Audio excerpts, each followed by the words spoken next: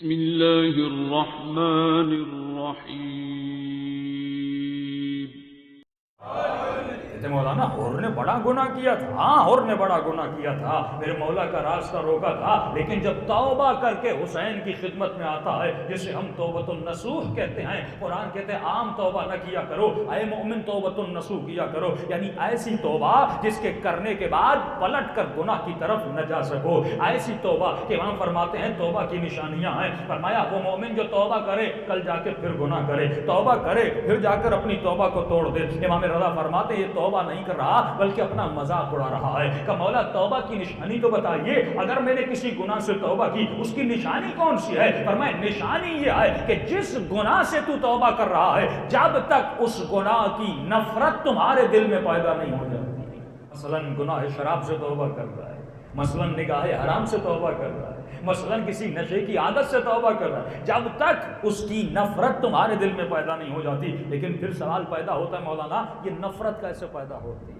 یہ منبر سے کہنا بڑا آسان ہے گناہ نہ کرو گناہ نہ کرو، نماز پڑھو، لیکن جب تک ہم سکھائیں گے نہیں اس کا وے، اس کا طریقہ، اس کا راستہ کہ میں کیسے معراج پر پہنچوں، میں کیسے گناہ سے بچوں، شیطان جب حملہ کرتا ہے میں اس کے حملے کو کیسے پہچانوں، یہی کام تھا اہل بیت کا کہ جب ان کے قریب کوئی آتا تھا، ان کی محفلوں میں کوئی آتا تھا تو ایسا بن جاتا تھا جیسا اہل بیت چاہتے تھے۔ اب کچھ ریپیٹ باتیں ہیں کیونکہ مجلس ریکارڈ ہو رہی ہیں، لیکن میں آپ کے لیے صرف عرض کر رہا ہوں، لیکن اشارہ کروں گا۔ دیکھیے شیطان بھی دعوت دیتا ہے، اللہ کے نمائندے بھی دعوت دیتے ہیں، شیطان کا بھی ایک نظام ہے، اللہ کا بھی ایک نظام ہے، لیکن یہ سوچیں کہ کائنات کو بنانے کا مقصد کیا تھا، یہ کائنات بنی کیوں؟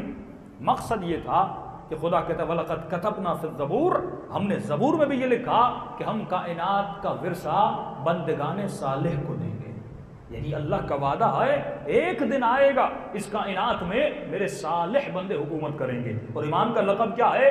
یا ابا صالح المہدی۔ خدا کہتا ہے کہ یرثها عباد الصالحین، ہم اس کا ورثہ بندگان صالح کو دیں گے، اور آپ کے مولا کا لقب بھی کیا ہے؟ یا ابا صالح، یعنی اے ابا صالح۔ اور معصومین فرماتے اس نام سے پکارا کرو امام کو کہ وہ صالح امام ہے۔ اب صالح امام کی مدد بھی وہی کر سکتا ہے جو صالح ہو، متقی امام کی مدد بھی وہی کر سکتا ہے جو متقی ہو، جس میں وہی صفات پائی جاتی ہو جو امام زمانہ میں تھی۔ یعنی خدا کا وعدہ یہ ہے کہ اس زمین پر بالآخر ایک حکومت قائم ہوگی جو بندگان صالح کی ہوگی، کہ کچھ معیار ہوں گے، لیکن یہ حکومت قائم کیسے ہوگی؟ فرمایا 6 لاکھ تعداد تھی بنی اسرائیل کی، حضرت موسیٰ بنی اسرائیل کو لے کر چلے، وہ بنی اسرائیل جنہوں نے بین الطلوعین یعنی صبح کی سورج کے نکلنے اور غروب کے ہونے تک ایک دن میں انہوں نے 60 انبیاء کے سروں کو کاٹا تھا، 60 انبیاء کے قاتل وہ بنی اسرائیل جنہوں نے اتنی نافرمانیاں کی، لیکن حضرت موسیٰ کو لے جا رہے ہیں۔ میں نے کل کی مجلس میں کہا کہ قرآن اتنا انفسائز کرتا ہے بنی اسرائیل پر، وجہ کہ 1/3 آف قرآن بنی اسرائیل کا ذکر ہے، بقرہ، قوم عاد، قوم سمود، جوان تر ذکر جو ہے بنی اسرائیل کے، یوسف بنی اسرائیل سے، صالح بنی اسرائیل سے، موسیٰ بنی اسرائیل سے، عیسیٰ بنی اسرائیل سے۔ یہ تمام تر انبیاء کے قصے خدا بیان کیوں کرتا ہے؟ کیونکہ کسی پوائنٹ پر ہمیں لانا چاہتا ہے، ہمیں کچھ بتانا چاہتا ہے۔ محمد کے نام سے زیادہ موسیٰ کے نام کا ذکر ہوتا ہے، خدا کو سمجھانا چاہتا ہے۔ اب جلدی جلدی سے آپ کو بتانا چاہتا ہوں، وعدہ الہی تھا کہ اس زمین پر حکومت الہی کو قائم کیا جائے۔ حضرت موسیٰ وہ پہلے نبی تھے جنہوں نے ایک امت بنانے کی کوشش کی، کہ خدا کہتا ہے کہ ہم نے جعلناکم امۃ وسطا، اے مسلمان میں نے تجھے بیچ والی امت بنایا، یعنی ایک ایسی امت جس میں ایکسٹریمزم نہیں تھا، ایک ایسی امت جس میں انتہا پسندی نہیں تھی، ایک ایسی امت جس میں تعادل تھا، جس میں عدل تھا، دوسری قوموں میں عدل نہیں تھا، وہ یا گناہ میں بہت آگے چلے جاتے تھے، یا اگر 30 دن حضرت موسیٰ اپنی قوم سے غائب ہوتے تھے تو کہیں ایسا تو نہیں کہ ہمارا حال بھی وہی ہو جائے جو بنی اسرائیل کا حال تھا۔ 30 دن کے لیے حضرت موسیٰ قوم سے باہر جاتے ہیں، اپنے جانشین کا تعین کر کے جاتے ہیں، لیکن وہی بنی اسرائیل پھر کس کے پیچھے چلی جاتی ہے؟ وہ سامری کے بچڑے کے پیچھے چلی جاتی ہے۔ یہ جاتی کیوں ہے؟ کہ نبی معجزہ دکھا رہے ہیں، وہ نبی جو عصا کو پھینکتے ہیں اژدہا میں بدل جاتی ہے، وہ نبی جو تمام تر حضرت موسیٰ کے 3-4 معجزے تھے، ید بیضا کا معجزہ دکھا، بہت سارے معجزے دکھائے، لیکن اس کے بعد بھی یہ قوم گرویدہ ہے کس سے کی طرف؟ ایک کلچر کی طرف، ایک تہذیب کی طرف۔ میری 5 مجالس ہیں اسلامک سویلائزیشن میں، تقریباً 10 ہیں، ان کو سنیے تو یہ باتیں سمجھ میں آئیں گی. یعنی ایک ایسا کلچر جس کے پیچھے انسان پیچھے دوڑتا ہے، اس تہذیب کو بناتا کون ہے؟ شیطان بناتا ہے.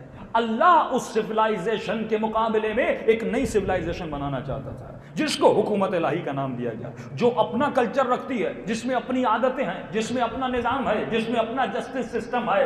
تو میں ہمیشہ کہتا ہوں کہ اگر پاکستان کے نظام میں اگر کوئی مومن کہے کہ میں اس نظام کے اندر جاؤں گا اور بہتری کروں گا، ہرگز وہ کر نہیں سکتا، کیونکہ جس نظام کی بنیاد ہی کفر پر ہو، جس نظام کی بنیاد ہی لبرلزم پر ہو، جس نظام کی بنیاد اور جس کی سوچ ہی قوانین دنیاوی پر ہو، وہ کبھی بھی الہی نظام کو قائم نہیں کر سکتی. یہ بالکل ایسے ہے کہ ایک راستہ جہنم کی طرف جا رہا ہے، لیکن آپ کہیں مولانا ہم جو ڈرائیور بٹھاتے ہیں وہ بڑا متقی ہے. بھائی متقی سے متقی ڈرائیور بٹھا دو، لیکن گاڑی کہاں پر جائے گی؟